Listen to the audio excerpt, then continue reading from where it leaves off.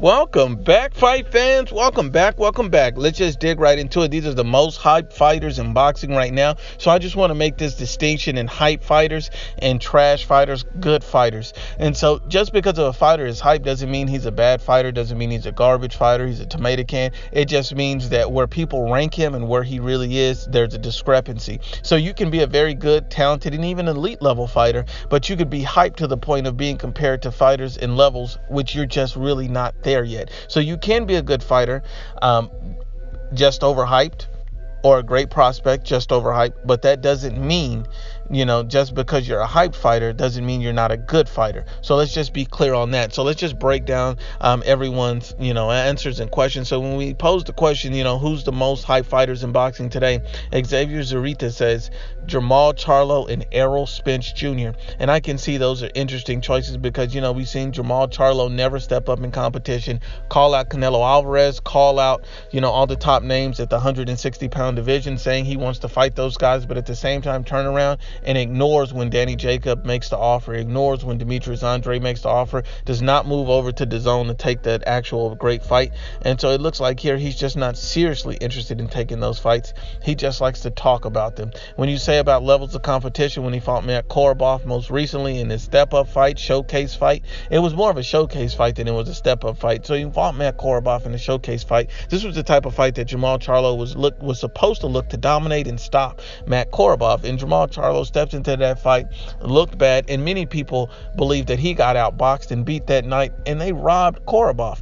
And, I think that, Korobov edged that fight out in my personal opinion. So I can understand how some people can feel that Jermall Charlo would be among the most hyped fighters list. When you look at Errol Spence Jr., you see Errol Spence Jr. is a very talented guy, and he's a very good fighter. He's a fantastic fighter. I enjoy watching Errol Spence Jr. I like Errol Spence Jr., but I have to be honest and unbiased when I speak about him. When you look at Errol Spence Jr., you see a lot of questionable things on his resume. You see Errol Spence Jr. fighting a lot of fighters that are tailor-made for his style. And you see a Chris Algieri who has no dimensions or levels in his game, and he gets touted as being a really good fighter because he fought Errol Spence Jr. And then you see a guy like, Kell Brook, and they say, well, he beat Kell Brook, arguably the best win on his resume. The problem with that is Kell Brook was coming off a knockout loss and an eye surgery, and who was weight drained moving down from 160 to 147. These are three major factors that he caught Kell Brook off. Not one, not two, but three major factors. So to give Errol Spence Jr. full credit for that win makes absolutely no sense to me. And then you see Errol Spence Jr. defeat Mikey Garcia, and he showed boxing skills and ability. So you give him all the credit in the world for that. But the problem with this is Errol Spence Jr. simply did not stop a guy moving up to weight class. And then you hear all these fanboys nonsense coming out saying that Mikey Garcia fought to survive. That's not the case at all, because Mikey Garcia wasn't chilled up the whole fight. Mikey Garcia just didn't let his hands go. But Mikey Garcia was not running. He was sitting in the pocket. Mikey Garcia's work rate was too low. He was looking for the biggest and best shot.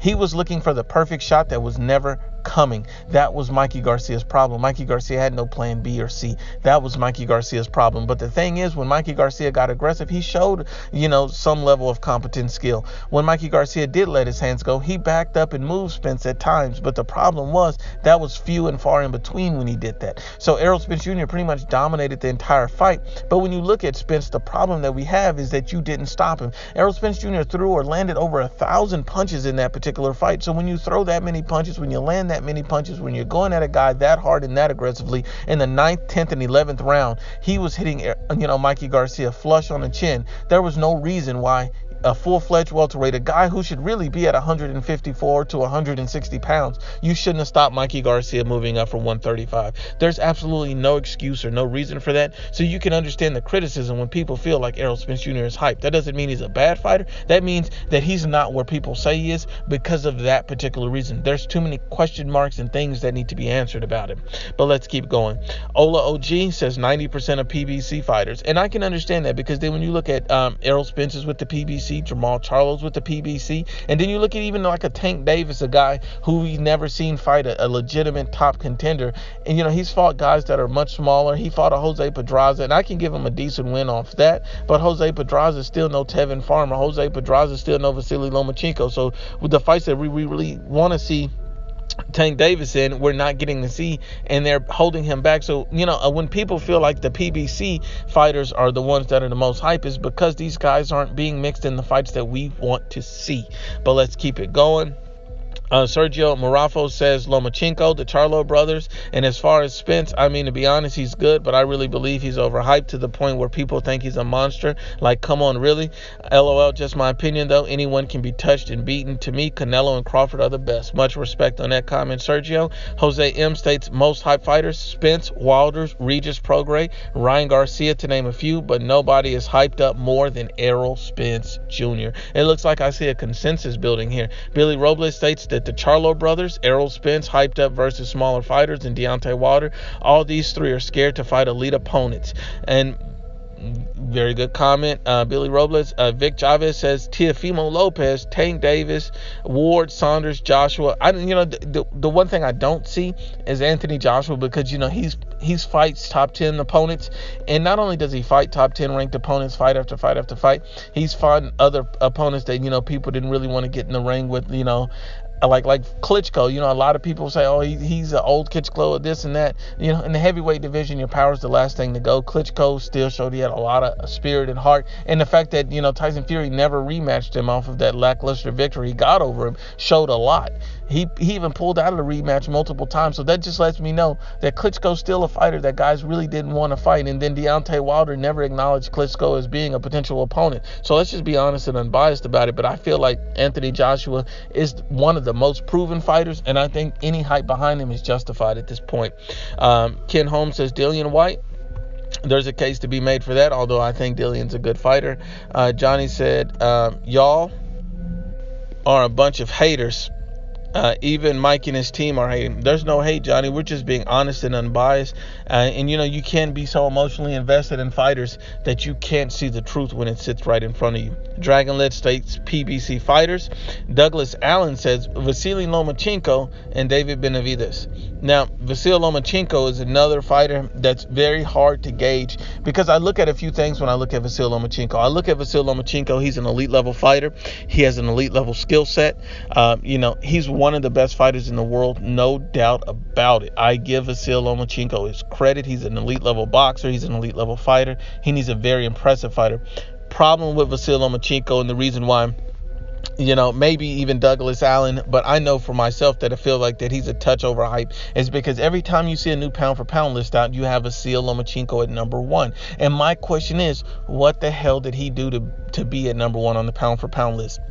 Because then you see Vasyl Lomachenko fighting, Gary Russell Jr. Now, this is Gary Russell Jr. Whoever had Gary Russell Jr. ranked in the pound for pound list? Who? Gary Russell Jr. is type of fighter that fights once a year. So, yes, he's a very good and talented fighter, but at the same time, you're giving Vasyl Lomachenko too much credit for beating the Gary Russell Jr. But let's keep going. And so then Vasyl Lomachenko beats that, let's say, Jose Pedraza, and unifies the belt. Much credit to him, but Pedraza is a fighter that's already been stopped, and that Pedraza did hang in there and hit Vasyl with some shots he shouldn't have got hit with. But at the same time, Vasyl Lomachenko did dominate the fight. He had some close rounds, but he pretty much won every round. So I give Vasyl Lomachenko that. Vasyl Lomachenko showed that he's levels above these guys, but he did take a little bit too much punishment against a guy that's a higher level than Jose Pedraza. He's going to have problems, and there's a reason why people feel like Vasyl's overhyped. Vasyl Lomachenko hasn't really done anything to the point, and he already has a loss on his resume. And not saying that loss means everything or makes or breaks him, and it certainly doesn't, because I believe a guy can recover from a loss. But let's be honest and unbiased about it. If you look at a Terrence Crawford, if he had a loss to the same caliber of opponent, to a C-level opponent, would you still rank him in the top 3? No, you wouldn't. You wouldn't do it. If Canelo Alvarez had a loss to a C-level opponent, would you rank him in the top 3? No, you wouldn't. You would say these guys do not deserve to be where they're ranked. But yet somehow Vasyl Lomachenko keeps finding his way to the number 1 spot on the list. Then you have, a Guillermo Rigo. Now, that was a fight, a complete mismatch, and I didn't think that was a fight that Vasyl Lomachenko should have even taken. But the fact that he took the fight, got the win, much credit to Vasyl Lomachenko, but you don't get maximum credit for beating a small Rigo. That does not elevate you to number one pound for pound. So you had a minimal amount of fights. You beat a small Rigo. You beat Gary Russell Jr., who's not really ranked at the top, but who's a very good and solid fighter. And you already have a loss on your resume to a C-level fighter. You've been dropped by Jorge Linares. There's too many asterisks going on with your resume for me to feel like that you're the number one overall pound for pound fighter. Because when you say number one overall, that means you're head and shoulders above everybody else, and there's no doubt. I believe there's too much doubt for Vasyl Lomachenko to be number one. I believe he's a terrific fighter. He's an elite level fighter. He's a great fighter, but I don't think he's number one pound for pound. I would rank him maybe top 5. I would put him in the 4 or 5 slot, but I don't see the number 1 slot because I don't feel like he's done enough. And I think that is tremendous respect for Vasyl to put him in the 4 or 5 slot. So, but to put him in the 1, 2, or 3, I just don't see how I can do that. Let's take a look at it. Even Vasyl Lomachenko turned down a fight with Manny Pacquiao, stating that he would get no credit, when in reality, that would be the fight that most people would give him credit for, because Manny Pacquiao at this stage in his career would be the bigger guy. Even, you would expect these guys to meet at 140 pounds. You think that would be a great fight. And, Vasyl Lomachenko turned that fight down. And my thing is, you shouldn't have turned the fight down, because it makes you look like a ducker. It makes you look like you ducked him. And there's no other way but to say that he did duck him, because at the end of the day, if we're being honest and unbiased, there was no reason why you shouldn't have fought Manny Pacquiao. Manny Pacquiao is still a name that would give you some credit on your resume, at least in the point when before he was going to fight Vasyl Lomachenko. And so I think that was a fight that he should have taken. I think that would have did a lot more for his career. And, the funny thing was, his excuse as to why he didn't fight Manny Pacquiao was because he felt he would get no credit. But yet you fought a small Rigo, and you did, and you still got some credit from that. But at the same time, how can you fight Rigo and say you won't get credit, a small Rigo, but a slightly bigger Manny at this point in his career, you won't fight? I just don't understand your logic and reasoning behind that. And, that's maybe why some people feel like he's a bit overhyped. I think he's a terrific fighter, but I can understand the assessment that Vasyl Lomachenko is a bit overhyped. Maldonado Estate, Spence, Wilder, Teofimo Lopez. Vivian Slander says Ryan Garcia, the Charlo's tank. And I can see Ryan Garcia getting a lot of hype. The guy's still green, needs a lot of work. Francisco Garcia 90 says Vasyl Lomachenko and the Charlo brothers. And also, in my opinion, Abnamatis is a bit overhyped. I know he's a 3-time world champion, but honestly, he lost to Leo twice. He would lose to Tank Davis. There's not much out there for him. I think Frampton might not be a good fight for him. But other than that, what has he done? And also, Errol Spence, yes. Oh, I said it's Spence. Who has he beat besides Kell Brook? Don't say Mikey, because, come on, Mikey, fam. It was like a brick wall. He simply couldn't hurt Spence without risking getting knocked out himself. I personally think that if Mikey was a natural welterweight, the fight would have played to his favor. Until Spence beats Terrence Crawford, all that hype means nothing. And that is from Francisco Garcia 90. Junior Moreno says Vasyl Lomachenko, the Charlo brothers, Deontay Wilder. Spence is still up there, but he has more respect for the way he handled Mikey. So this is a kind of a different aspect on it. Lomachenko has too much hype. He's been exposed by Jorge Linares, Orlando Salido, at least in my opinion.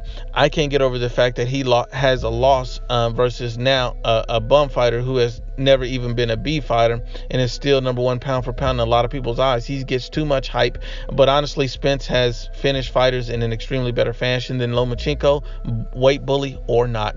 Good point, Junior Moreno. But let's keep going. Swiss Kid 316 says Jermall Charlo and Deontay Wilder. Luis Mosqueda says Spence couldn't knock out a lightweight. Disappointed. Charlo's arguably lost both of their last fights. Disappointed. Keith always hurt Thurman. Doesn't want to fight anyone. Disappointed. Lomachenko has the skills to be the best, but who has he beat? Who? Question mark. The Linares fight proves he can get knocked out by anyone. Interesting perspective. But let's just keep going. Frankly speaking says Lomachenko and Wilder. Derek Lee says Lomachenko. And I'm surprised to see Lomachenko in here so much. Let's just keep going. And then you have Junior Estrella, who says Jermall Charlo, Ryan Garcia, Deontay Wilder, Zuda Ramirez. Let's see. El General Pancho Villa says the Charlos. Justin Valdespino says Jeff Lacey. Ronnie Boy Fresh says Triple G Gimmick and Little Mikey Garcia Broner, so I guess that's his nickname. Mufasa Madison says Triple G. pre-Canelo. Spence, Anthony Joshua, Vasyl, Lomachenko, Jermall Charlo, and Orlando Usyk. Dillian White from Zipmo 1. The Charlos from Gilbert Contreras. Bernie Sanders says Garcia takes the cake. Can't wait to see him bloodied and battered. Wow. Bumblebee says Jared Hurd exposed by a Brit guy from different weight class. Hurd had too many chances to win. Charlo's Ryan Garcia. Jeff Boxing says Broner, Tank, Chavez Jr., Ryan Garcia, the Charlos, Wilder. Let's keep going. Andrew Salty Kov says the Charlo sisters, Spence, Deontay Wilder, and Davis. Transnational Incorporated says Pulev is the most avoided fighter by reporters. It's hilarious. C188 says the Charlo sisters. Gentle Uprising says Errol Spence and the Charlo brothers. And Jonathan Amaya says Julio Cesar Chavez, James Kirkland, Jermall Charlo, and Jermell Charlo. That's interesting. He also states that I would say if we're talking pound for pound ranking, Spence and Loma shouldn't be anywhere near the top 5. They have not accomplished as much as others. Loma is finally at a second weight class, but Spence has only defended 1 belt. Canelo has held 9 different belts at different times in 3 weight classes. Great points. Immortal Fox says if you're talking about overrated fighters, I'll try and give you 2 names in each division. So let's just start with a few fighters. We have super welterweight Jermell Charlo, middleweight Jermall Charlo, super middleweight Chris Eubank, heavyweight Anthony Deontay Wilder. Just to name a few. Vasily Lomachenko at lightweight. He's not really good on my pound for pound, but he's really good, but on my pound for pound, but he's not number 1, and people keep trying to put him there. We can't read the whole comment, but we appreciate that. RPV 530 says Terrence Crawford. Pretty much tries to debunk Crawford's record, but that's pretty much it for the most hype fighters pound for pound list part 1. But once again, unbiased as always, it's the IBFP. Please share, like, and you must absolutely subscribe.